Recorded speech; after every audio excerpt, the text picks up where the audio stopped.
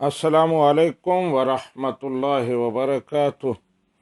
پاکستان سے حافظ کامران صاحب پوچھتے ہیں کہ ایک مسجد کے فنڈز اور اس کی اشیاء جو ہیں وہ دوسری مسجد میں استعمال ہو سکتی ہیں؟ جی حافظ کامران صاحب،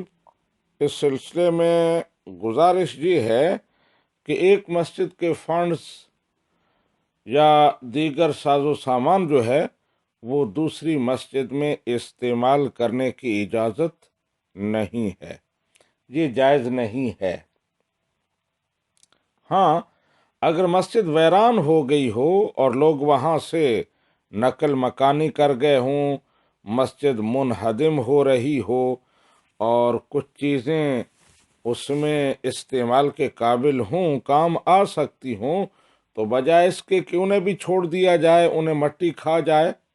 یا لوگ اٹھا کر اپنے گھروں میں لے جائیں، اسے دیگر مساجد میں منتقل کیا جا سکتا ہے ان ضروریات کی اشیاء کو، یا پھر ان کو بیچ کر ان کی رقم جو ہے وہ دیگر مساجد پر خرچ کی جا سکتی ہے۔ عام حالات میں ایک مسجد کی رقم یا اس کا ساز و سامان جو ہے وہ دوسری مسجد میں استعمال نہیں ہو سکتا۔ رد المختار میں ہے وَلَوْ خَرِبَ الْمَسْجِدُ وَمَا حَوْلَهُ وَتَفَرَّقَ النَّاسُ عَنْهُ لَا يَعُودُ إِلَى مِلْكِ الْوَاقِفِ عِنْدَ أَبِي يُوسُف فَيُبَاعُ نَقْدُهُ بِإِذْنِ الْقَاضِي وَيُصْرَفُ ثَمَنُهُ إِلَى بَعْضِ الْمَسَاجِدِ۔ کہتے ہیں کہ اگر مسجد خراب ہو جائے اور اس کے ارد گرد آبادی جو ہے وہ بھی ختم ہو جائے، لوگ وہاں سے چلے جائیں،